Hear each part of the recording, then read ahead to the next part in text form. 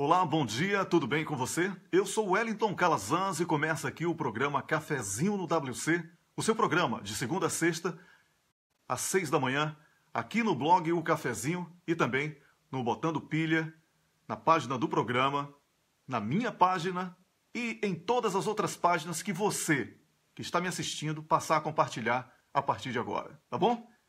Vamos começar um programa com um tema que é muito importante nesse momento, justiça.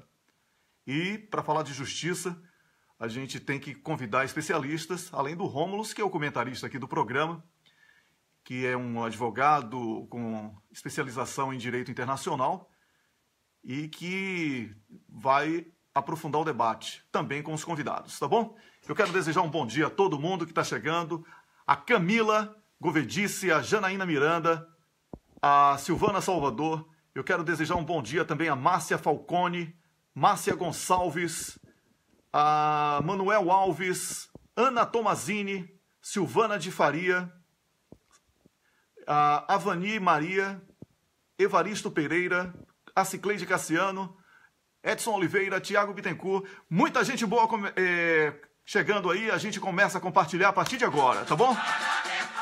Para reforçar a saúde nacional, o que é que você faz? Bom dia! Chama todo mundo para compartilhar, para assistir. Esse é o programa Cafezinho no WC, o seu programa de segunda a sexta, aqui nas páginas do Cafezinho, do Botando Pilha, em todas as páginas que compartilham. Você imagina, hein?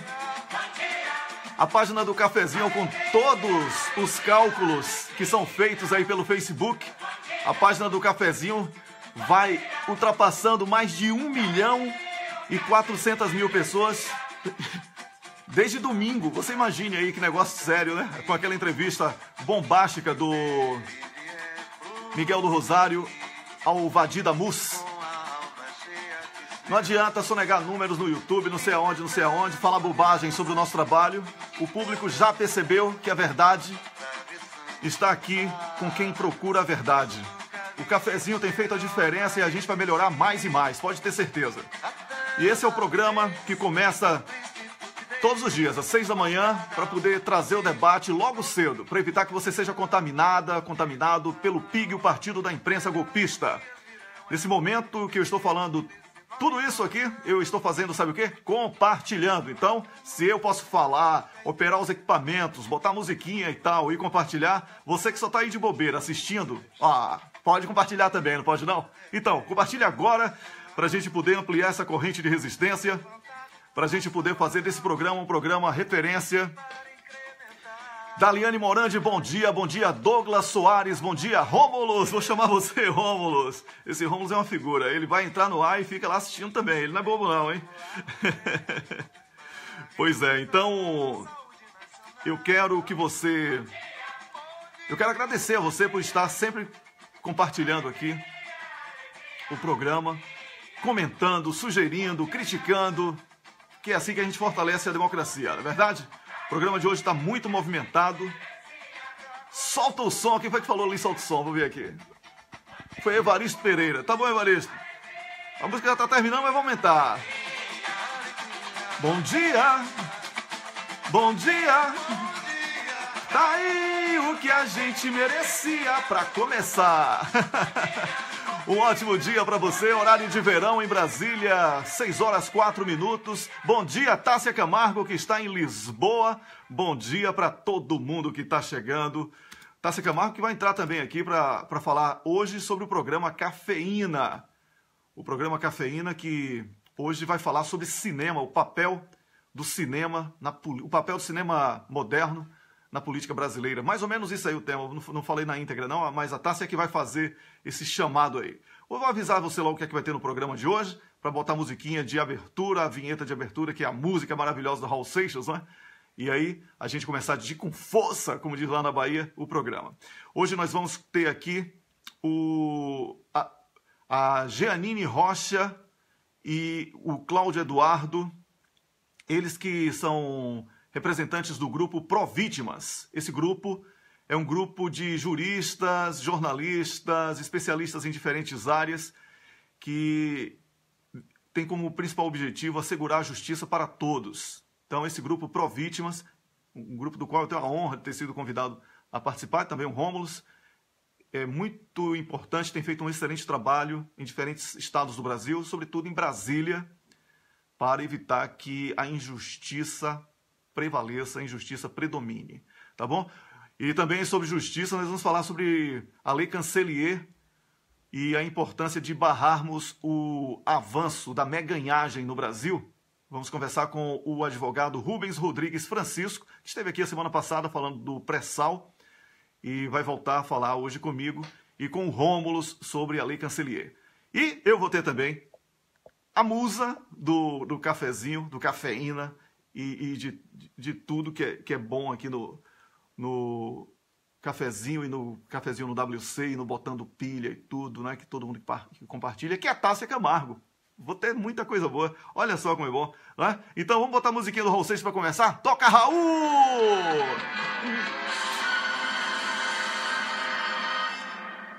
Vacilava sempre a ficar nula no chuveiro, com vergonha de saber que tinha alguém ali comigo, vendo fazer tudo que se faz dentro do banheiro. Bom dia pra você. Bom dia, eu sou Wellington Calazans. Esse é o programa Cafezinho no WC. Estou invadindo o seu WC com muita alegria. Eu estou invadindo o seu WC com novidades. O nosso papo aqui é política, pode fazer o que você quiser no seu WC. Eu não vou contar nada pra ninguém. A nossa intimidade é só nossa, tá bom? Dedico essa canção. Como é, Raul? Canta aí. Dedico essa canção. Não fique com paranoia, não, hein? Com amor e com medo. Com amor e com medo. Aqui é só com amor, não tem medo não. Aqui é todo mundo corajoso.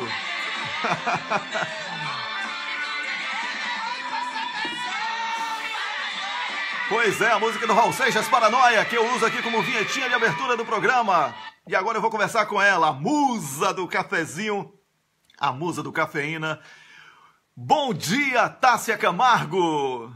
Bom dia, Wellington Calazans, bom dia, ouvintes, bom dia, Rômulus Maia, bom dia a todos.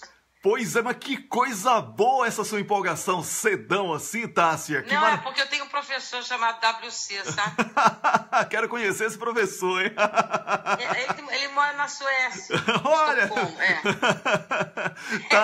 Tássia, bom demais, Tássia, estar aqui com você para anunciar um programa que você domina demais o tema, como todos os outros, mas esse em especial porque nós vamos falar sobre cinema. Conta aí para o público e faz essa chamada esperta, Tássia. Pois é, eu queria convidar todos para hoje, às 18 horas, horário de Brasília, né? Nós teremos a presença do Felipe Bragança, falando da política do cinema brasileiro, do novo cinema brasileiro, que é de grande importância, né? Com certeza.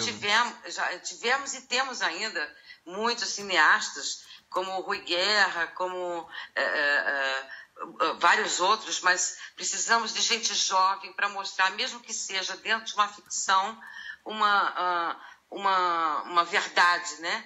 Uma verdade, uma coisa não manipulada, como no caso da primeira série, que foi um fracasso, que Justiça para Todos, né? Que eu acredito que nem vai ter a segunda série, nem a terceira, porque depois do Tacla, o que será que eles vão fazer? Então precisamos desses jovens. O Felipe é um garoto com ideias maravilhosas, uma pessoa íntegra, e é isso que a gente tem que apoiar daqui para frente sempre. Quer dizer, sempre teríamos que apoiar isso, né? Com certeza. E que bom que esse menino está aí já há algum tempo na estrada e que hoje vai nos deliciar com esse filme no Cafeína do Cafezinho, às 18 horas. Pois é, Tássia, e como eu falei aqui, já falei, você também já falou em outros programas, a primeira ação de um governo fascista, de um governo ditatorial, que é o caso do governo atual do Brasil, que a gente tem que chamar de governo, lamentavelmente, mas a gente sabe exatamente o que é, não é? É tentar matar cultura e educação. Então, nós do Cafezinho temos esse compromisso com essas duas vertentes, a vertente cultural, a vertente educacional, e queremos trazer esse debate também para o público, claro, vinculando diretamente a política, porque a política, você sabe, está presente em tudo. Não é isso, Tássia? Sim, mas a cultura e a educação é fundamental. Sem dúvida. Agora, aquele filme que foi um fracasso que eu acabei de citar, aquilo não é cultura, né? Aquilo é descultura, né? Aquilo deseduca. Mas a cultura do lixo também existe. Eu fico imaginando como é que os atores agora estão se sentindo, né? Pois é. Então a cultura é muito, muito importante. A gente tem que... E esse filme do Felipe Bragança, eu quero avisar a todos que ele mostra no final do filme quem patrocinou, diferente daquele que a gente não sabe de onde o dinheiro veio. Ou seja, a gente sabe, né? Não é? Como é que é aquele país lá? Aquele que gosta de hambúrguer, como é que é o nome? Um tal de United States of America. Exatamente isso aí. Então, ô Tássia, um grande beijo, obrigado. Daqui a pouquinho, às 6 da tarde, a gente vai estar junto aqui no Cafeína, tá bom? Tá bom, tô esperando todos vocês. Um beijo. Tenha um dia lindo com essa empolgação que você entrou aqui pra cumprimentar o público e me cumprimentar. Adorei, viu, Tássia? Uma vitamina maravilhosa. Gostou? Então eu vou falar... Opa! Agora, fala de novo pressão aí. Vai. Pressão. Nossa, pressão feminina da vinheta. Um beijão, Tássia. Beijo. Tudo de bom. Tchau, tchau. Beijo, tchau. Eu conversei com a maravilhosa Tássia Camargo, que vai estar daqui a pouquinho com a gente aqui no programa Cafezinho no no programa Cafeína. O Cafezinho WC é esse. Esse negócio de ficar apresentando muitos programas, dá nisso, né? Eu vou chamar agora o Rômulo, que está com a gente, já está em linha aqui. Vou chamar o Rômulo. Vamos lá, o negócio aqui é Rapidex, né? Batendo o dedo e chamando. Alô, Rômulo, bom dia! Bom dia, Wellington. Bom dia para você que está nos ouvindo. E eu quero mandar um bom dia especial para Tássia Camargo. Ela que está acompanhando a gente em Lisboa, com certeza, né? Exatamente. Você não sabe, a gente ficou ontem a tarde inteira fofocando, trocando foto de cachorro. Pois é, vocês, hein? Tricotando, como diz na gíria lá no Rio de Janeiro, né? Pois é. Pois é, eu tô tentando aqui já o contato com os nossos primeiros convidados de hoje.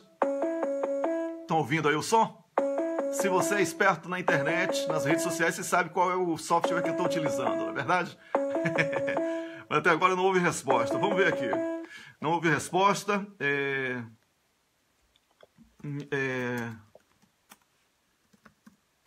Rômulo, fala aí, Rômulo, que eu tenho que conversar aqui com a nossa convidada em off aqui. Vai falando aí. Então vou falar uma coisa. Ocupa aí. Rádio não pode ter branca. Você está na parte de rádio do programa. A gente é uma equipe entrosada. Pois então é. Vamos lá. A gente improvisa. É o seguinte, ontem à noite, antes de dormir, o Wellington me mandou uma mensagem sobre um artigo que ele leu lá no GGN, dizendo que, né, para o Sérgio Moro não interessa se o Lula é ou não dono do sítio, porque, sendo ou não dono, ele teria se beneficiado das reformas. E aí eu respondi seco, assim, direto para o Wellington. Falei, Wellington, Moro bateu a carteira e está gritando pega ladrão. Pois é. O que foi essa decisão dele, na verdade? Vamos traduzir. Vocês sabem que aquela, né, a sentença dele no caso do triplex foi, né, destruída pelos juristas do Brasil, né? Tem até livro publicado com coletânea de artigos de vários autores mostrando o lixo que é aquela sentença, que não tem prova, que não tem conexão, que não tem causalidade, não tem materialidade, não tem, enfim, tem nada. E aí ele, já sabendo que o do sítio vai ser pior ainda, porque não tem a mínima chance, né? Lá ele inventou aquela história, o Lula visitou, não sei o quê, tinha pedágio, né? Ticket de pedágio, não sei o quê. Agora, então, que sabidamente, né? Você sabe quem é o dono do sítio. E, assim, tá tudo muito, muito claro, né? O Jacob Ittar, que é o dono do sítio, falou pro Lula que ele podia usar quando quisesse, ele ia lá e usava. Enfim, não tem nem o que questionar com relação à propriedade.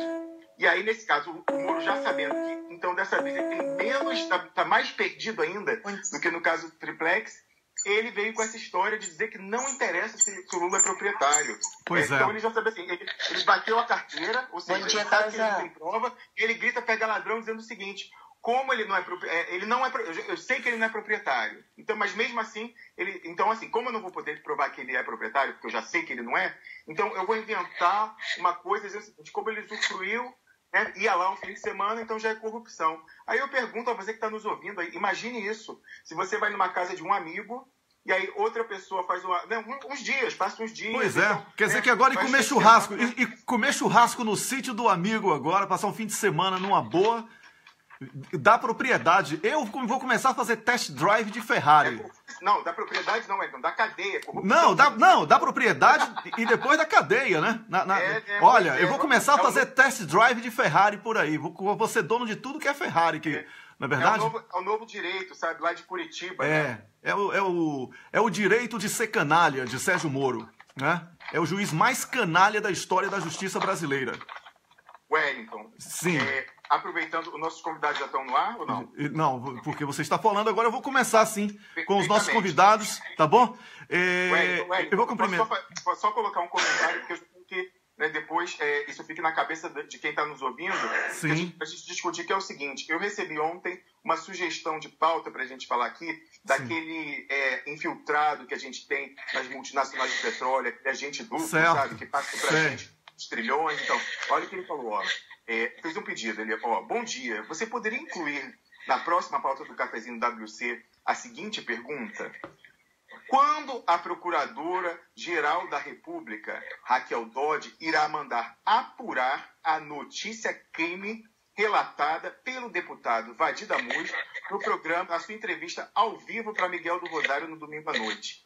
É o seguinte: uma quadrilha de advogados e procuradores federais negociando vantagens indevidas, obstruindo a justiça, formando quadrilha, lesando erário e praticando atos de improbidade administrativa. É verdade o que ele está falando. Com certeza. É por isso que quando você falou, e nós combinamos a chamada da entrevista do Miguel do Rosário ao Vadir Damus, nós falávamos que iria abalar a República. O problema é que a República está desmoralizada. Numa República séria, um deputado apresentar e-mails que provam que o advogado Tacla Duran recebeu proposta de membros da Operação Lava Jato para que eles facilitassem a vida deles através de influência do Dedê, tem até alcunha para o Deltan Dallagnol. Dedê, não é Dedé Santana, como eu falei aqui, não é Deus dará, é Dedê, é Deltan Dallagnol, o cara que se vende como um exemplo, um modelo. Ele diz até que tem o Wi-Fi de Jesus Cristo, que tem o WhatsApp de Cristo. É um louco com a caneta na mão. E também envolvido aí com a acusação grave de corrupção. O mínimo que deveria ter sido feito era afastar todos eles. Sim. O mínimo, Wellington, não é? Wellington, mas agora eu tenho convidado já aqui na linha. Sim, só para reforçar. A gente volta, a gente retoma esse tema daqui a pouco. Uma frase. O nosso ponto é o seguinte: eu quero saber o que Raquel Dodge, que é a Procuradora-Geral da República, vai fazer sobre essa notícia crime feita ao vivo por um deputado do Congresso Nacional. Pois é, não, mas o problema é que o nome dela não é Dodge, o nome dela é Doge. Ela é um carro velho, é o sonho de consumo da elite brasileira. Ela chegou aí para atender o consumo da elite brasileira de opressão contra os pobres. É o holocausto dos pobres em curso com o aval da justiça, lamentavelmente. E é por isso que surgem iniciativas maravilhosas como o Grupo Pró-Vítimas, que eu vou conversar agora com uma das representantes, com dois representantes, com o presidente, que é o Cláudio, e com a Jeanine, que estão em linha comigo. Bom dia, Jeanine! Bom dia, Calazans. Tudo bem? Tudo bem. O Rômulo também está em linha, ele está na Suíça, mas está aqui, ativo no programa. É o meu colega de apresentação, também está ali ouvindo. Eu acho que você está ouvindo também. Está ouvindo bem o Rômulo aí, não é? Estou ouvindo perfeitamente bem. Maravilha. Bom dia, Jeanine, minha amiga, né, de luta aí, que estamos juntos nos grupos, né, lutando pela volta do Estado de Direito no Brasil. Pois é, Jeanine. Isso mesmo. E o Cláudio, eu quero ouvir a voz do Cláudio. Bom dia, Cláudio. Bom dia, meu camarada. Como vamos? Tudo bem? Tudo ótimo. E essa força aí, o Provítimas. Começa falando aí. Por que nasceu o Provítimas? Qual o objetivo do Provítimas? O Provítimas, vamos primeiro dar a nomenclatura, né? Associação Nacional de Proteção e Amparo às Vítimas de Abuso de Poder. Só o nome em si já é uma denúncia de que algo errado está ocorrendo. Então, haveria necessidade de haver uma associação de defesa de pessoas que estão sendo vitimadas por abuso de poder se não estivesse ocorrendo. Isso vem há 5, 6, 7 anos, a gente tem notado, eu que sou advogado do Judiciário e no Ministério Público, que aproveitando a crise do Legislativo e do Executivo, o Judiciário foi aos poucos se adonando da situação como poder mesmo e começou a legislar em causa própria e agir em causa própria e atender os seus próprios egos. Eu sempre tenho dito para todo mundo, tem um juiz ruim, um promotor ruim, mas que deixa correr o processo e que te dê uma sentença ruim, tu recorre. Uhum. Agora, o que está ocorrendo nos últimos anos? Os juízes estão fazendo com que o processo em si seja viciado, seivam a liberdade e as legalidades processuais que podem existir. Não há como tu recorrer depois porque tu foi roubado enquanto estava ocorrendo. E isso veio vindo aos poucos, e o Ministério Público, principalmente ele, se valendo da Constituição e também de um erro do governo Lula de entregar de mão beijada o Ministério Público para ele mesmo se autogerir. O que nós tivemos? Nós estamos tendo uma total alijamento dos poderes e dos direitos das pessoas. Eles estão fazendo o que querem com os processos e nós estamos indo está nos empurrando goela abaixo. Você tem um problema? Não, mas tudo bem. Enquanto você, problema de voz só. Enquanto você recupera aí um pouco a voz, eu quero falar o seguinte. Então, dentro do que você falou, o Ministério Público não estava preparado para receber a autonomia que recebeu de Lula e Dilma. É isso aí que você está falando? Sim. O que aconteceu? O que nós tivemos na prática? O Ministério Público que se autodenominou um poder e que não é eleito e foi na contramão das mudanças que o próprio povo queria votar maciçamente na primeira eleição do Lula, na segunda eleição do Lula, na terceira e na quarta da Dilma ter sido golpeada. Ao invés de nós temos um poder que não é controlado, que se autogere e que decide o que é certo e o que é errado. E com isso aí levou os juízes junto, com a Polícia Federal junto. É um absurdo. Nós temos, na verdade, um atentado ao Estado de Direito e ao princípio da legalidade que estamos sofrendo aqui. Ok, agora, Rômulus, faça uma pergunta a Jeanine agora, Rômulus. Jeanine, eu queria perguntar para você o seguinte, quais iniciativas você acha que a população pode fazer para apoiar esse esforço de restabelecimento do Estado do Direito, né, e, de repente, quem estiver interessado, seguir o Pró-Vítimas e tentar se engajar nessa luta também? Acho que uma das primeiras coisas é denúncia, né? É se engajar nesse movimento conosco e, principalmente, dar visibilidade a esse processo todo, nos ajudando a denunciar. Todos os casos, do mais simples ao mais complexo, assim, a gente vivencia no cotidiano do Pró-Vítimas, associação, os mais variados tipos de situação, assim, que envolvem os mais variados absurdos, assim, que envolve o cotidiano das pessoas, né? Desde a perda de emprego, a pessoas assim que são cotidianamente abusadas nas suas relações de trabalho, principalmente assim pessoas vinculadas ao executivo, né? Pessoas vinculadas ao legislativo também, assim, que vem numa relação há anos, assim, de uma relação de trabalho, né, subordinadas ao trabalho e que vêm sendo abusadas, vêm sendo assediadas no trabalho. Então, assim, se engajarem conosco, denunciarem, trazerem seus casos, virem conversar, nos acionarem. Muitas pessoas não querem se identificar, não querem mostrar, né, se mostrar publicamente. O Pró-Vítimas está aí para isso, ela não precisa dar seu nome, seu CPF. Nós atuamos na sua situação, nós intervimos no seu caso, em seu nome. O Pró-Vítimas, ele entra na situação, nós preservamos a vítima, né, a identidade da vítima, nós atuamos no seu caso. Então, acho que isso é importante, a gente relatar situações que estão acontecendo, esses casos. Então, assim, o quanto mais visibilidade, esses grupos que a gente participa, Nós, o Rômulo, a gente tem vários grupos aí que nós somos signatários, assim, principalmente de juristas, né? Então, que a gente possa, nesses grupos, a gente possa estar divulgando esse papel que a gente tem enquanto sociedade civil organizada. Janine, eu queria fazer só uma pergunta na sequência. Eu queria antes dar só um complemento, viu, meus camaradas? O que nós estamos vivendo na realidade?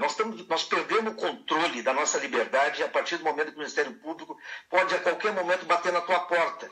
Sem tu saber. Nós estamos sendo conduzidos coercitivamente para depor, sem que a gente tenha se negado a ir depor.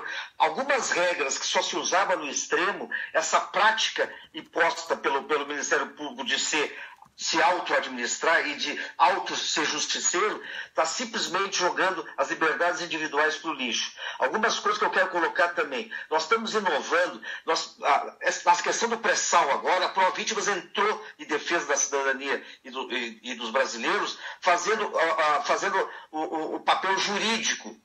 Entrou como assessoria jurídica para que nós tentássemos interromper o leilão. Nós estamos tentando criar regras, mecanismos, usando não só a nossa criatividade, mas também como respaldado pela Constituição, como indo para o fronte para combater o Ministério Público e o abuso de poder do Judiciário e da Polícia Federal. O que eu quero colocar com isso? Cabe a nós, por exemplo, eu me formei, eu cursei em Universidade Pública Federal no Rio Grande do Sul, nós temos economistas, juristas, nós devemos isso ao povo, principalmente eu como advogado, que estou vendo nos últimos anos os juízes, por exemplo, cada vez mais serem déspotas, serem os verdugos dos advogados, inclusive, das audiências, porque eles estão se achando por cima da carne seca. Essa é uma expressão. Efetivamente, os advogados, por exemplo, na Justiça do Trabalho aqui em Brasília, os juízes de primeiro grau fazem audiência de toga. Pois é, olha... que é uma coisa constrangedora. Pois é, e por falar em Justiça do Trabalho, eu quero aqui, por sugestão aqui de um telespectador, que é nosso companheiro de luta também em defesa do pré-sal e da Petrobras, que é o Chico Zé, eu queria sua opinião sobre o recente depoimento, a recente declaração do, como se diz, do presidente do TST, Tribunal Superior do Trabalho, o ministro Ives Gandra da Silva Martins Filho, que ele diz que é necessário reduzir direitos para garantir empregos. Qual o tipo de enquadramento que o Provítimas, porque a escravidão está voltando ao Brasil, tem sido tema de debates aqui na Suécia e em outros países europeus, menos na Globo, porque nós temos que fazer uma campanha muito forte para privatizar a Rede Globo. Não é? Então, enquanto no Brasil não houver uma televisão... Explica isso aí, Wellington, que a pessoa não entendeu. Mas a Globo não é privada? Não, a Globo não é privada. A Globo vive do dinheiro do povo brasileiro e do sangue do povo brasileiro. Desde a ditadura. Nasceu do sangue na ditadura, se alimentou das mortes e vive de golpes. A Globo é uma empresa de caráter privado com, como se diz, fundos públicos para destruir o próprio Estado que ela condena. Olha, eu vou falar em termos técnicos, dizer que a Globo é uma entidade paraestatal parasitária. É isso. Na verdade, o Brasil é uma concessão da Globo. Alguém citou essa expressão e eu ratifico isso. Então, qual a sua opinião, Cláudio, sobre uma declaração de um presidente do Tribunal Superior do Trabalho que deveria defender os trabalhadores e ele fala que deve reduzir os direitos sociais? Como enquadrar um moleque desse? Não existe outra expressão. Quem está falando que ele é moleque sou eu, não é você, tá bom? Pode, por favor, comente. Tá. Agora, primeiro, esperar que o Ives Ganders viesse defender o trabalhador, ele que tem um passado ligado à Fiesp, ligado às opressões, ligado às negociações coletivas, impondo perdas de direitos aos trabalhadores de São Paulo, não é esperar milagre. Né? Agora, o que nós temos, na verdade? É um escárnio a declaração de Ives Ganders, assim, em vários sentidos. Primeiro, que ele desmente o presidente Temer, que disse que nós não iríamos perder direito social nenhum, e ele, ao mesmo tempo, aí ele vem e diz que nós temos que perder alguns direitos sociais para poder manter a garantia de emprego para mais trabalhadores e enfrentar essa crise. Quer dizer, estão tirando a máscara, reconhecem que perdeu o emprego, que estão tirando direitos sociais dos trabalhadores. A segunda coisa importante, que eu não sei se vocês perceberam na declaração dele, quando ele fala em danos morais, dos danos que têm que ser pagos para os trabalhadores, né? Ele diz que o trabalhador que ganha R$1.000 não pode ter uma indenização de 50, 60 mil, porque ele não tem direito de ficar rico com uma indenização. Ele não tem direito de ser tratado como alguém que receba 50, 60 mil reais por mês. Quer dizer, isso é outro escárnio. Isso, entendeu? É uma questão de casta. Ele está colocando para a justiça do trabalho uma administração de castas. Ou seja, nós temos que tratar desigualmente os desiguais. Mas não é favorecer os pobres. Não. Temos que botar a justiça. Ou seja, quem ganha mais, ganha mais. Tem um tratamento com mais dinheiro. Quem ganha menos, por favor, a lei. Né? E aí eles estão colocando, ele abertamente coloca, que ganha 5, 6 salários mínimos por uma indenização, se tu foi, por exemplo, demitido sem justa causa, na frente de todo mundo, passando vergonha, né? Tu foi errado, o patrão tem que ser condenado, 6 salários mínimos de indenização, porque tu ganha um salário. Nós não podemos fazer com que enriqueça por causa de uma causa trabalhista. Olha, muito obrigado. Então, eu só queria dar um furo aqui com relação a esse pronunciamento do Ives Gandra Filho, que é o seguinte: eu descobri a razão pela qual ele fez essa declaração. E é o seguinte: você sabe que ele, o Ives Gandra Filho, assim como o Ives Gandra, pai dele, e o governador de São Paulo, Geraldo Alckmin, são católicos fundamentalistas, né, da Opus Dei, aquele pessoal, né, que vive como se fosse um catolicismo, né, da Idade Média, medieval. E você sabe que uma prática corrente na Opus Dei é a mortificação corporal, é a pessoa se auto-infligir dor e ferimentos para, né, através daquela dor, expiar os seus pecados. Então, tem uma coisa chamada cilício que eles usam, que é uma cinta de ferro cheia de prego para dentro, enfiado nas carnes. Então, eu descobri que a intenção do Ives Gandra é estender a concepção dele de salvação para toda a população brasileira. Ele acha que só a pessoa sofrendo, enfiando o ferro na carne, ela atinge a salvação. Mas eu queria lembrar o Ives Gandra que o Estado é laico. Ele não pode tentar converter todo trabalhador brasileiro a Opus Dei, a pessoas que se auto-infligem mortificações corporais. Então, só lembrando isso.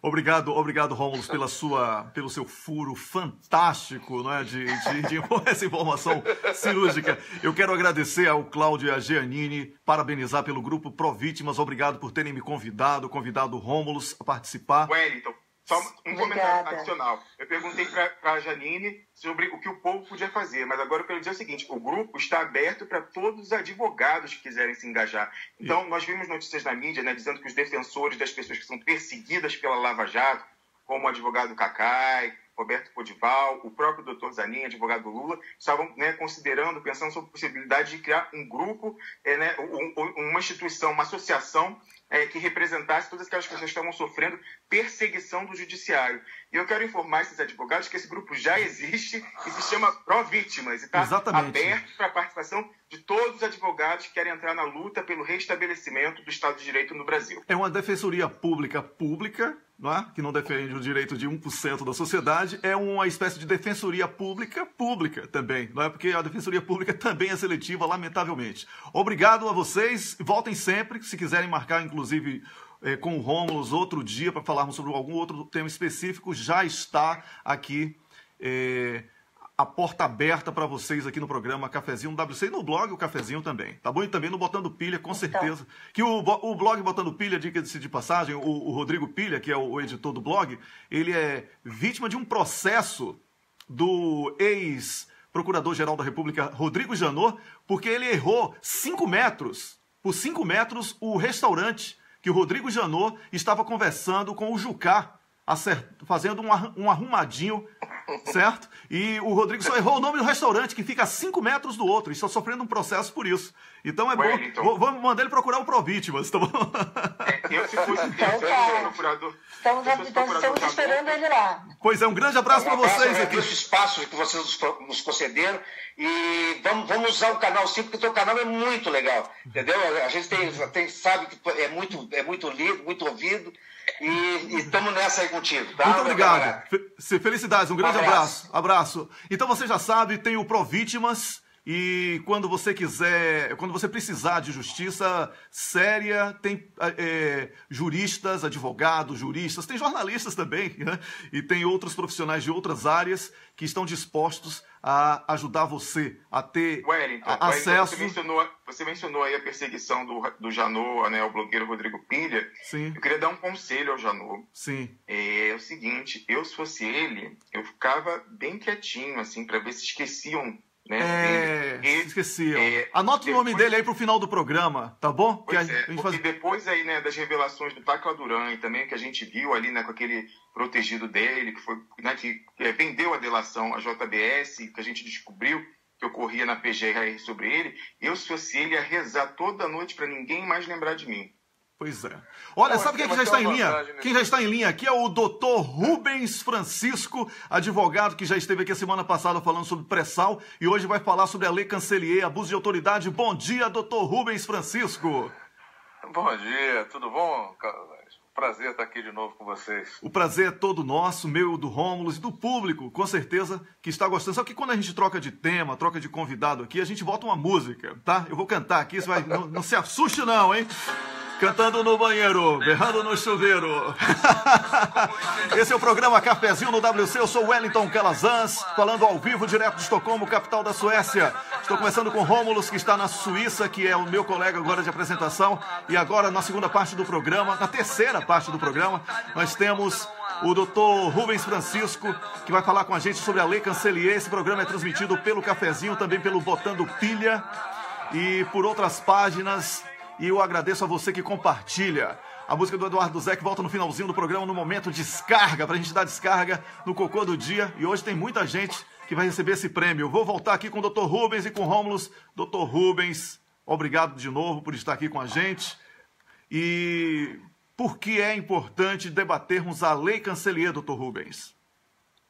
Olha, na atual conjuntura desse país, a Lei Cancelier vai ser a única ferramenta para, por exemplo, reverter essa situação desse seu amigo aí que errou o nome do restaurante onde estava ocorrendo uma tratativa aí entre o Janot e outras pessoas. Uhum. Porque hoje a gente não tem dispositivo legal para reverter abuso de poder, quando esse abuso de poder é do Ministério Público e do Poder Judiciário. Uhum. Eu trabalho para sindicatos de polícia civil, polícia militar, penitenciários. Uhum. Inicialmente, não tinha esse nome, obviamente, né? Esse nome Cancelier batizou esse projeto de lei, infelizmente, porque o reitor, né, da Universidade de Santa Catarina se suicidou porque sofreu uma profunda depressão. Ele doou a vida. Ele doou a vida. Rubens, ele foi suicidado. Ele doou a vida como forma de alertar a sociedade para o abuso de autoridade. Ele se sacrificou pela democracia. O Rômulus, inclusive, tem um paralelo fantástico entre ele e o jornalista Herzog. Não é isso mesmo? Exatamente. O Cancelier, são dois paralelos que eu tenho em relação ao Cancelier. Ele é o Vladimir Herzog do golpe judicial midiático e, ao mesmo tempo, eu não vejo o suicídio dele, né, como um ato de desespero, não. Eu vejo como uma autoimolação pela democracia, que nem aqueles monges budistas faziam nos anos 60 e 70 para protestar contra a guerra do Vietnã, que eles sentavam em pose de meditação em frente à embaixada americana, botavam gasolina no corpo e ficavam ali impassíveis, se queimando para protestar, né, e denunciar ao mundo o absurdo da guerra. O Cancelier, da mesma forma, ele escreveu muito claramente o que levou ele àquele ato, e para mim aquilo foi um ato político. Então, é nessa dimensão que eu acho que a gente deve pensar também. Pois é, doutor Rubens. Continue. Sim, pode falar. Não, continue sobre a Lei Cancelier, porque é uma lei que nós aqui dedicamos toda segunda-feira. Hoje é terça, mas ontem falamos muito brevemente, por isso eu pedi a sua participação. Tá? Porque essa Lei Cancelier, né, ela se originou na PLS 280 do Senado, 2016, ela foi o embrião dessa Provítimas, né? Porque nós estávamos no Congresso Nacional buscando ajuda, na verdade, mais especificamente na Comissão de Direitos Humanos, né? porque já não havia mais remédio jurídico para perseguição da toga. Nós já tínhamos ido no Conselho Nacional do Ministério Público, mostramos uma série de provas dos crimes que eram cometidos pelos promotores de justiça em falsificar evidência, burlar o devido processo legal, coagir testemunha, coagir pessoas a serem testemunhas. E nós temos o áudio das vítimas dizendo que o Ministério Público colocava a pessoa, fechava numa sala e começava a ameaçar, intimidar, para que ela criasse forjasse uma denúncia. E a pessoa, no caso, como essa pessoa era uma advogada jovem, né, meio rebelde, ela ficou tão indignada com isso que ela colocou isso a termo. A gente juntou no processo, que estavam dizendo que ela disse uma coisa que ela não disse, queriam que ela confirmasse, ela não confirmou, ameaçaram ela, né? O pessoal do GAECO, os promotores do GAECO. Nós juntamos esse áudio dentro do processo no Conselho Nacional do Ministério Público, e esse é o problema, que nem o Romulo estava falando, até que eu comecei a entrar no áudio, porque o que eu ia dizer para ele naquele momento? O Janot não precisa se esconder nem cair no esquecimento. O Janot pode ter a certeza absoluta da impunidade, porque o único órgão capaz de punir o Ministério Público é o Conselho Nacional do Ministério Público. E isso só ocorre quando não interessa a eles, por exemplo. Não é que o promotor tem uma conduta lesiva à população, ou, por exemplo, leva alguém ao suicídio. Isso não vai levar ele a uma punição no Conselho do Ministério Público. Geralmente se pune promotores que não fazem parte do clube. Né? Inclusive pode ter situação até o contrário. Se tiver um promotor que estiver interessado, vamos supor, o Eugênio Aragão, por que ele aposentou? Do jeito que ele estava se comportando, que ele começou a se comportar, ele estava passível de uma punição. Doutor Rubens, eu quero fazer uma complementação. Isso não é hipotético. Nós temos o caso do bravo procurador lá da Bahia, meu xará Rômulo Moreira, que é perseguido, já teve várias punições no Conselho Nacional do Ministério Público pelo seu posicionamento em defesa da democracia, contra o golpe. Então, quem não rezar pela cartilha é punido. Exatamente. É o Conselho de Krypton, porque os promotores são super-homens, indestrutíveis. Só o Conselho de Krypton é que pode decidir a sorte deles. E o que acontece? O que norteia esse Conselho de Krypton aí do Conselho Nacional do Ministério Público não é o bem-estar social, não é o devido processo legal, não é a justiça, que não se confunde com o judiciário. Né? Justiça é um conceito abstrato. Então, o judiciário é uma organização, né, do Estado que tem uma série de mazelas, e isso está muito acentuado nesse exato momento. Então, o Janot, inclusive, nesse prelúdio dessa lei Cancelier, na PL 280, nós fizemos 3 representações direcionadas a ele, para ele tomar uma providência, porque existe a possibilidade do incidente de deslocamento de competência quando existe uma grave violação de direitos humanos. Isso é uma previsão do Pacto de São José da Costa Rica. Então, nós invocamos esse dispositivo para ele tomar uma providência. Agora, como quem estava violando os direitos humanos eram promotores e do GAECO, né, que é um grupo que ele se autobatizou, né, GAECO e tal, porque, na verdade, são tudo promotor, né? Esse negócio de GAECO e não sei o quê, e grupo secreto, essas coisas, eles criam lá deles, eles estão criando agora uma nova, uma legislação interna deles. Né? Eles agora já estão num outro estágio de abuso de poder. Eles já estão se autolegislando. É verdade. Eles estão tão supremos que eles já perderam a noção completamente. Agora doutor Rubens. Wellington, só queria fazer um esclarecimento em relação ao conselho que eu dei para o ex-procurador-geral da República, Rodrigo Janot. Eu não falava, Rubens, das sanções administrativas, não. Eu falava do crime, sabe? Porque o que foi revelado ali na JBS... Mas aí, Romulo, olha só.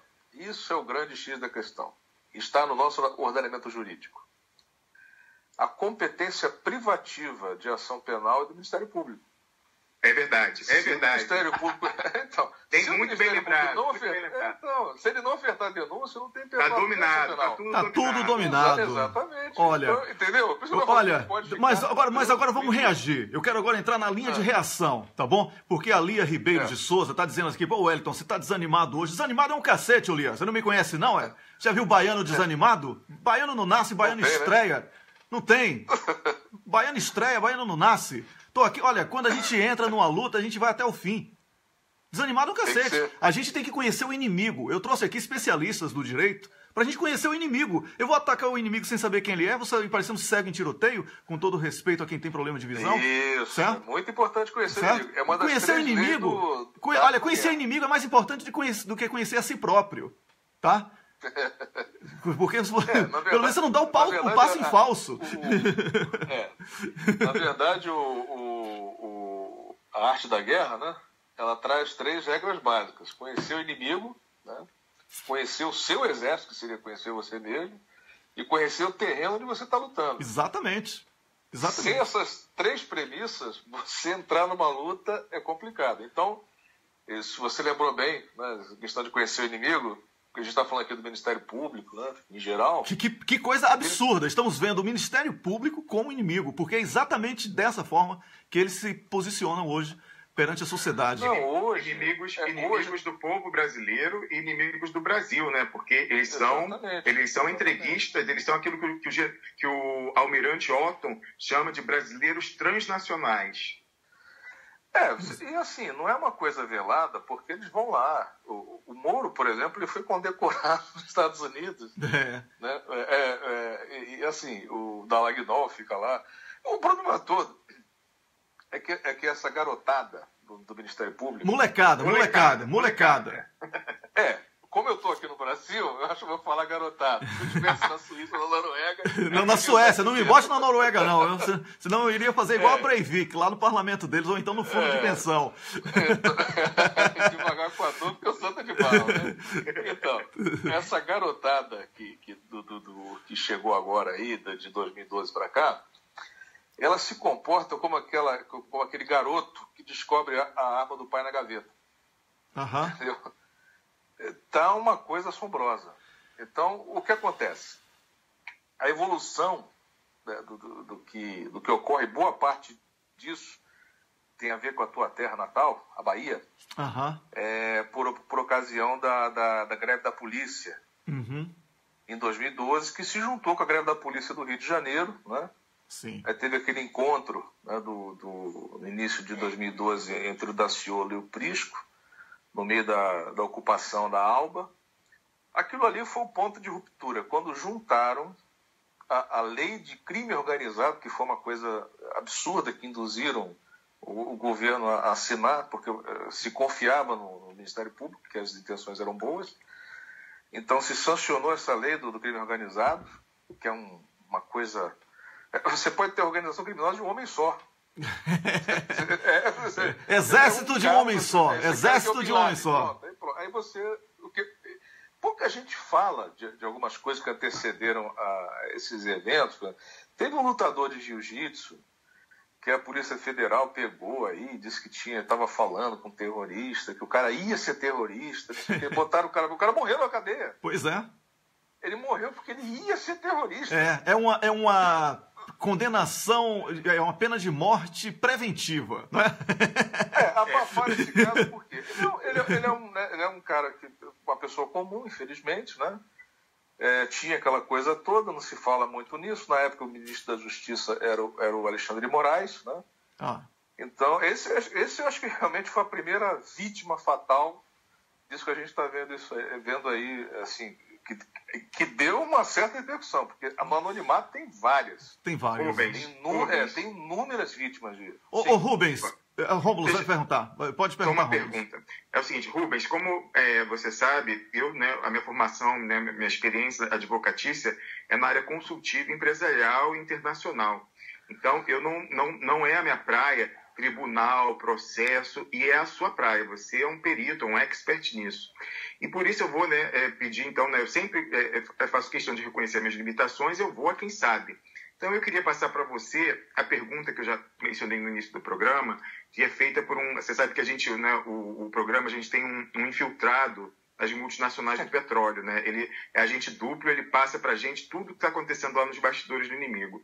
E ele é um cara muito sagaz, ele me mandou uma pergunta que ele queria que eu fizesse no programa hoje, que ele falou o seguinte: quando a Procuradora-Geral da República, Raquel Dodge, irá mandar apurar a notícia crime relatada pelo deputado federal Vadir Damus na entrevista que ele deu exclusiva ao vivo a Miguel do Rosário no domingo à noite? A denúncia é a seguinte: existe uma quadrilha de advogados e procuradores da República negociando vantagens indevidas, obstruindo a justiça, formando quadrilha, lesando o erário e praticando atos de improbidade administrativa. Então eu pergunto isso. A sua opinião sobre quando Raquel Dodge mandará apurar a notícia crime? Vamos lá, temos duas opções para te dar um panorama, uma previsão futurística a respeito dessa pergunta. Primeiro, alguém já formalizou esse requerimento na PGR lá em Brasília? Muito bem. Vamos esperar que o deputado Vadir Damus, né, como advogado muito experiente, combativo, presidente da OAB do Rio de Janeiro, que ele, né, conhece o caminho das pedras, faça isso, né? Exatamente, porque o primeiro passo, porque assim, logicamente, ela não tem um problema do impulso oficial do juiz, né, que antes de Moro existia. Antes do Moro o juiz não tinha impulso oficial, não podia ter, né? O Moro inaugurou a situação de que essa questão de impulso oficial não existe. Pouca gente percebeu naquele julgamento julgamento não, né? Naquela sessão lá do triplex. Porque como é que é um processo judicial? Né? O Ministério Público apresenta uma acusação. Ele pode, de ofício, diferente do juiz, ele iniciar um processo, ofertar uma denúncia, até fazer investigação, etc. e tal. Aí ele acusa o indivíduo constitui um advogado, o advogado faz a defesa. Então, dentro de um tribunal, né, quando está acontecendo um julgamento, o embate é entre acusação e defesa. Ou seja, entre o Ministério Público, que entende que houve um crime, e o advogado do réu, né, que vai tentar desconstituir essa ideia. E o juiz observa o andamento e os argumentos de um lado e de outro e julga. No caso do triplex, o que você via era o réu com o juiz. O promotor e o advogado ficavam fora. O promotor, quem estava promovendo a acusação era o juiz e quem estava se defendendo era o réu. Pois é. É verdade. Que não é, Rubens, então, eu queria te perguntar só para reforçar. Então, para concluir, tá? Também. Isso, para concluir.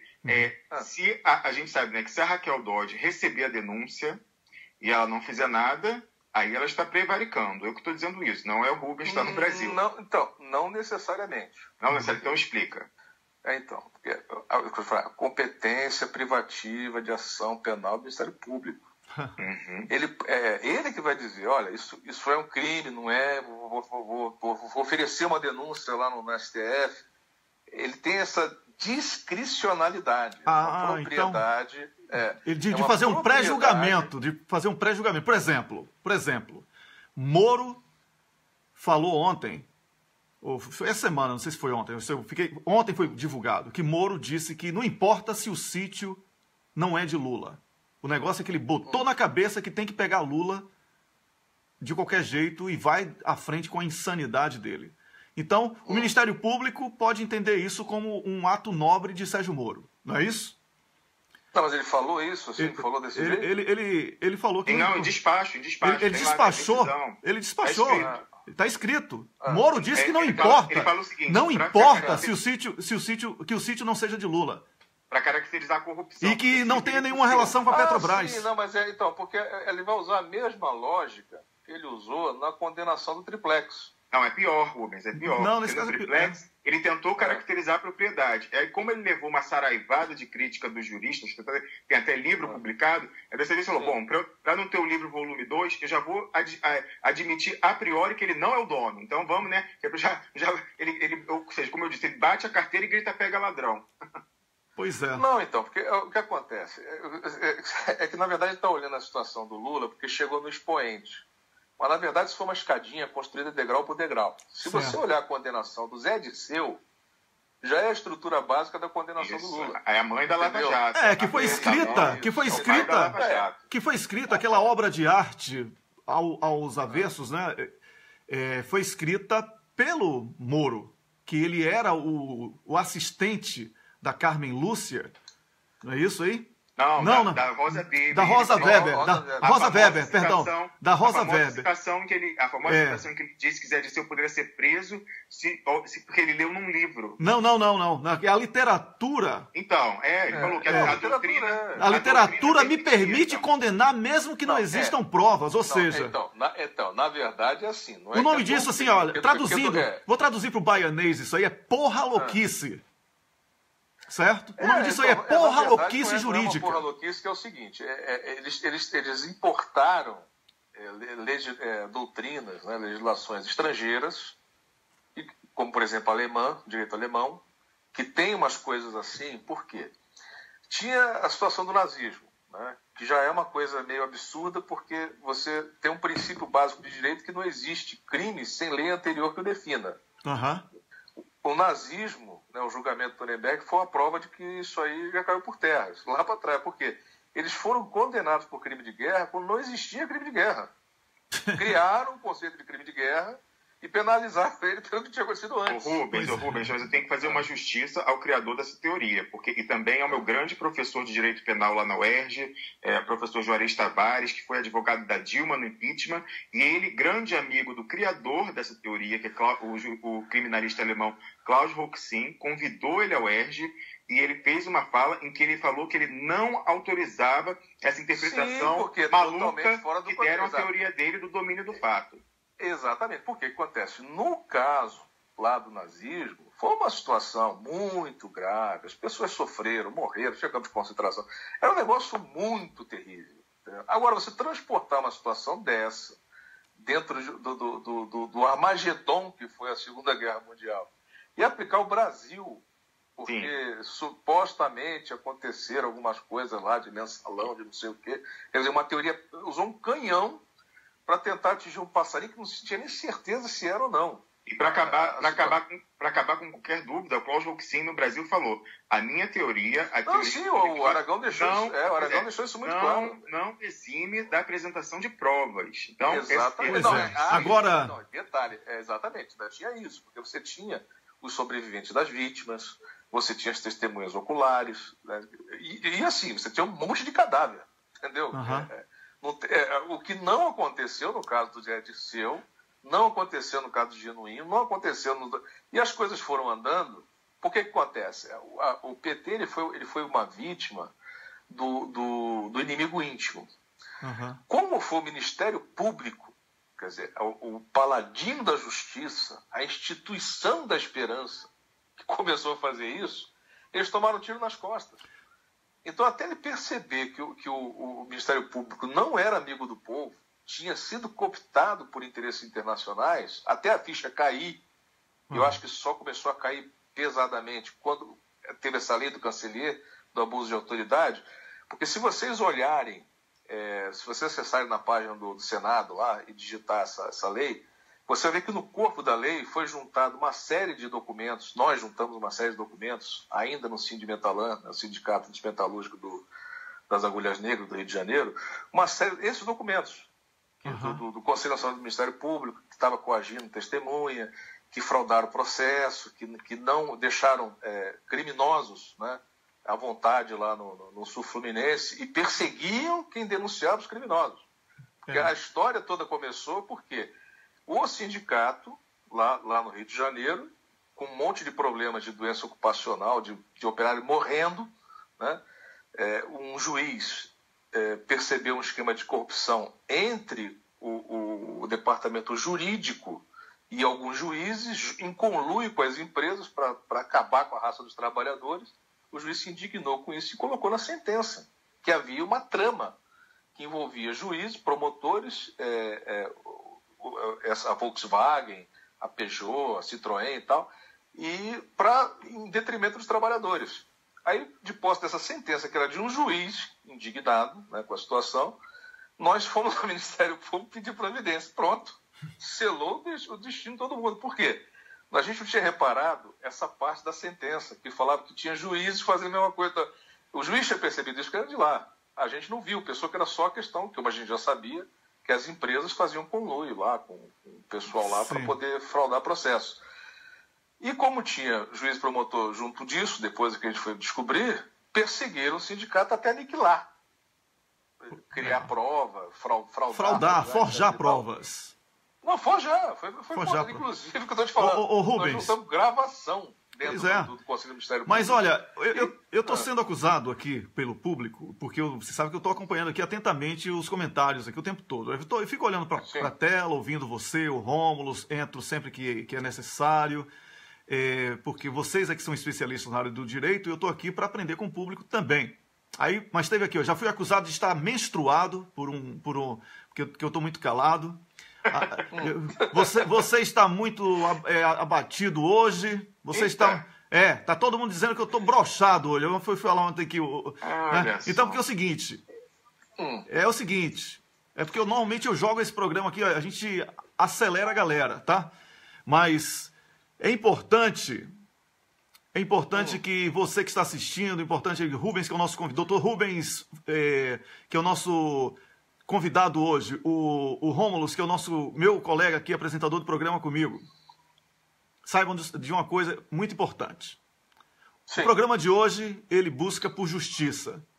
A justiça brasileira ontem, especialmente ontem, ela lançou uma contraofensiva, acuada diante das provas que serão apresentadas aqui no blog O Cafezinho, com documentos, com e-mails fornecidos por Tacla Duran, tá?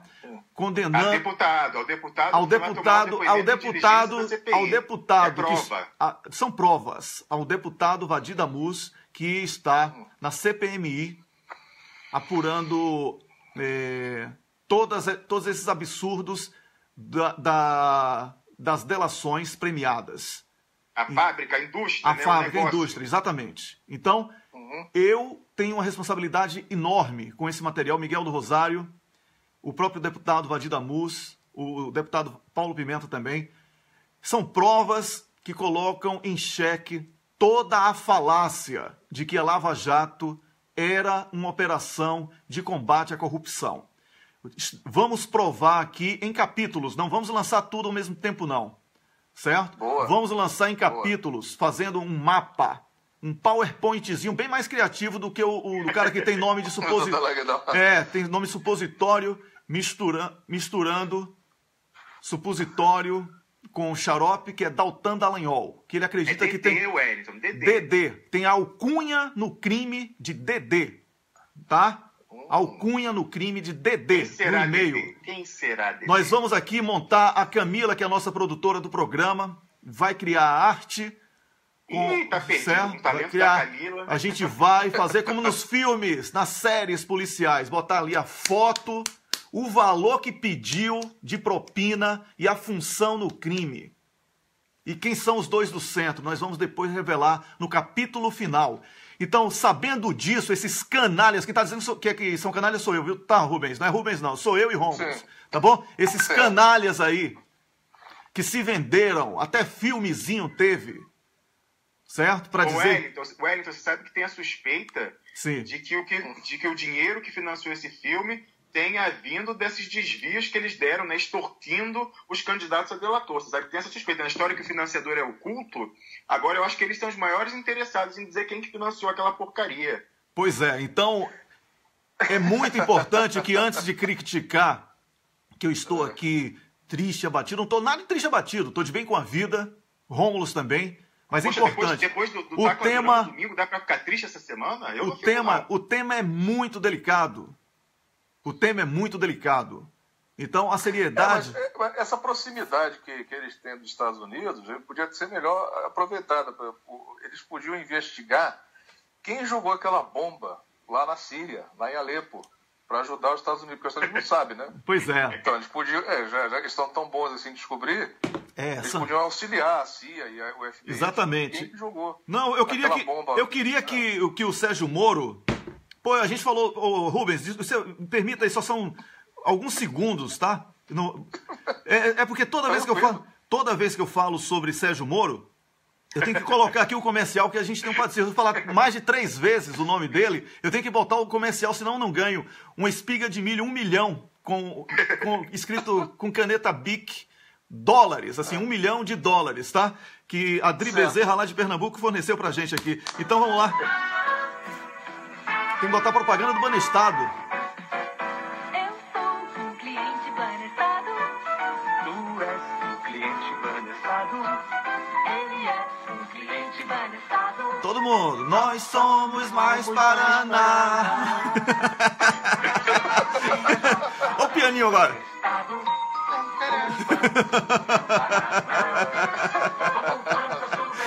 Pois é. Não terminou não, ainda tem. A gente é cliente Banestado. A gente Investe aqui.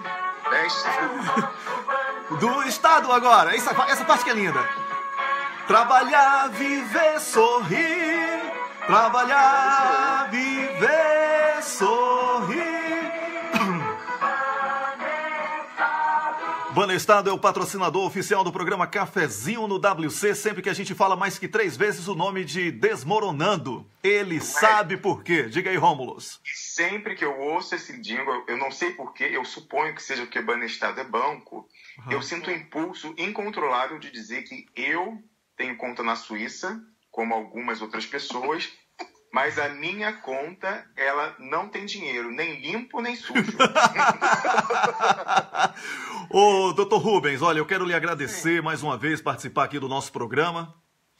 É importantíssimo que profissionais do seu peso, do seu quilate profissional e de conhecimento da área jurídica estejam aqui com a gente, porque a justiça brasileira não pode ser desmoralizada pela fulanização que está ocorrendo. São peças podres que hoje, lamentavelmente, dão as caras em nome da justiça, mas que não representam a justiça de pessoas sérias que existem no Brasil. E a justiça séria que existe no íntimo de cada brasileiro que quer um Brasil melhor e mais justo. Então, eu lhe agradeço a sua iniciativa de também ser membro fundador do Provítimas, agradeço a sua iniciativa de estar aí lutando para evitar que o pré-sal, através daquele leilão fraudado que nasceu ilegal e vai morrer exatamente por ser ilegal, iniciativas de defender pessoas que são massacradas por uma mídia corrupta que age em conluio com quadros da Justiça, da Polícia Federal e de outras instâncias que deveriam trabalhar pela justiça e pelo bem, mas que agem... E trabalham contra, né? Trabalham contra uma verdadeira organização criminosa. Né? Uma verdadeira organização criminosa. Muito obrigado, doutor Rubens. E só finalizando... Fique à vontade. O pessoal que quiser se inteirar dessa questão da Lei Cancelier, muito interessante, se puder olhar a origem, a PLS 280 de 2016, tem todos uns documentos juntados, verdadeiros dossiês aí, que reforçaram, né? Para os senadores levar a cabo esse projeto. Rubens, é exatamente isso que eu queria te perguntar no final. Você pode informar para quem está nos ouvindo qual é o calendário de votação desse projeto de lei na Câmara, que é o próximo passo? Então, a gente não pode negligenciar o poder do Ministério Público de assediar, né? Claro. Chantagear com dossiê. Chantagear com dossiê. Eu que estou falando. Bom, legal. Já aprimorou a minha fala. Então, o que acontece? No Senado, o Balinho, o pessoal lá do Ministério Público do Alto Escalão, entrava no plenário do Senado, né, no Salão Azul, e intimidava os senadores, um a um, sentados lá na hora de votar. Uhum. Chegou um ponto tão crucial, né, no dia 6 de dezembro, quando o Renan Calheiros decidiu que ia levar aquilo para votação, que não tinha mais jeito, né? Sim. Aí que o Supremo tirou um as da manga, né? E deu uma liminaços afastando o Renan, né, naquele dia 6. E a gente até entrou com um amigo escuro nessa ação aí, que foi promovida pelo Rede, e que, aliás, é uma das coisas que a gente comenta, que você estava falando do Banestado, você lembra de algumas coisas. Eu lembro do Álvaro Dias, quando você fala do Banestado, do Paraná. E assim, você vê dois senadores que têm um comportamento muito parecido, que é o Randolfo, sim, e o Álvaro Dias. O Randolfo ficou maluco com o Tacla Duran, ele começou a bater boca na CPI, quando o deputado Paulo Pimenta e Vadir Damus falaram no Tacla Duran, ele começou a gritar, ficou exaltado. Randolfo, ele é assessor de imprensa do Ministério Público no Senado. Então, se você pegar aquela prova, né, que acharam lá, uma lista secreta da maleta que foi jogada no oceano e tal, que tinha lá o listão de propina da Odebrecht, você vai ver o nome do Randolfo. Sim. Um valor recebendo. Que coisa! Não, tá lá, tá dentro do processo. Eu sei porque eu fiz o evento 934, no caso do Triplex, pedindo para o Moro reabrir a instrução. Entrei como terceiro interessado de bicão lá, porque a gente precisa criar uma nulidade para, de repente, no Supremo entrar com um amigo escuro, enfim. Então eu entrei no 934, no caso do Triplex, para poder criar essa situação. Essa prova já está lá. Agora, pessoas que têm esse tipo de discurso, tá envolvido nessa situação, tá no mesmo balde de todo mundo, mas fica lá no Ministério Público, tem que investigar, como se não tivesse. Mas e agora na Câmara? Na Câmara, Rubens, para a gente ficar de olho, né, impressionando os deputados. Na Câmara você vai ver, se você tinha isso no Senado, né, com 80 senadores, 80 e poucos senadores, você tinha esse tipo de pressão, bem evidenciado, porque são poucos, a sala é menor e tal, você fica ali. Você imagina transportando essa sistemática do Ministério Público de intimidar os parlamentares. Eu estou dizendo, chantagear com dossiê. Exato. Não, e o que acontece? Por uma atividade que não era crime. Essa história de doação de empresa para político não era crime. É que nem a história lá do nazismo. Mas o que acontece? Você comparar uma coisa com outra, o outro tinha cadáver, o pessoal sofreu. E era uma guerra que foi preparada. Então, mas o que acontece? Rubens, peraí. E como o Cláudio Roxin disse, lá precisava de prova. O listão do Odebrecht, pelo que nós ouvimos de Tacla Duran, não é prova, é imprestável aquilo. É um documento falsificado e fabricado pela Odebrecht em conluio com procuradores da República. Ainda que fosse prova, serve para uma, não se aplica a outra. Exatamente. É isso, olha, porque o nosso tempo... É porque o nosso Paraná. Perdão. Eu sei a questão do tempo. E o seguinte, como é que tá a sua agenda aí? Como é que tá a sua agenda aí? Você tem mais 10 minutos? Você tem mais 10 minutos, Rubens? Eu não sabia quanto tempo você queria. Então ótimo. Ótimo. Vamos fazer o seguinte, eu vou encerrar aqui o programa e vou reabrir com um live só pra gente falar sobre esse caso aí do Lula, que o Desmoronando tá dizendo que não importa se ele não é dono, ele botou na cabeça e vai processar e vai punir a si mesmo, né? É porque lá no Ceará tem uma gíria pra isso, eu não vou falar aqui porque é muito pesado o negócio, mas é vidoc. O pessoal do Ceará sabe o que é que eu tô falando, vidoc. Tá? Certo. Então, eu sei o que essa crise que Moro deu aí, tá? Depois você me conta fora do ar, Tá bom, mas tá bom. O pessoal do Ceará sabe o que é que eu tô falando. Foi um amigo meu cearense que me ensinou essa sigla aí. Olha só, que não sou tão refinado quanto o Wellington, ele vai me contar e eu vou postar no Facebook. Não poste não, não vai não. Mas tudo bem. Olha, mas a gente vai encerrar o programa. Ô, Rubens, aqui o convidado tem direito o convidado tem direito a escolher também o cocô do dia. Esse símbolo aí é um símbolo de... Pra você, quem é o cocô do dia hoje? Hoje? Sim. Não, hoje, do programa de hoje. Aqui é o cocô do dia diário, né? Porque... Olha, eu tenho uma sugestão, não sei se o Rubens vai concordar. Como nós falamos aí, né, da lei do abuso, e nós, né, lembramos o martírio do reitor Cancelier, eu sugiro que o cocô seja delegada Macarena e suas colegas, né, a juíza, todo esse pessoal que atuou para que o reitor fosse suicidado. Exatamente. Então, vamos... Muito triste isso. Deus o livre. Pois então para o pessoal que colaborou decisivamente para o suicídio do reitor Cancelier, olha aqui, você que fez parte desse abuso de autoridade, você é o cocô do dia. Todo mundo apertando o número 2 aí, que eu vou botar aqui a música, não é? O que é que eu fazia no banheiro que eu me sinto feliz? Eu me sinto feliz no banheiro que eu posso dar descarga em você, delegada Macarena, esse cocô que você é como profissional, talvez como pessoa eu não conheço, não posso dizer, né? Dá descarga, desce rápido, porque o negócio hoje é rápido. Tchau. Tchau, Macarena e sua cambada aí que colaborou decisivamente para a morte do reitor Cancelier. Eu vou encerrar o programa aqui, mas vou reabrir dentro de 3 minutos, um live aqui mesmo no Cafezinho, no Botando Pilha, para que você acompanhe a minha conversa com o Dr. Rubens e também com o Rômulus sobre os abusos de Sérgio Moro, os abusos da Lava Jato, os abusos de autoridade, porque o papo vai render pra cacete, tá bom? Dentro de 3 minutos você volta a conectar aí, vai beber água, vai fazer o número 1 no banheiro rapidinho aí. E a gente volta daqui a pouquinho, daqui a 3 minutos. Um grande abraço e até já.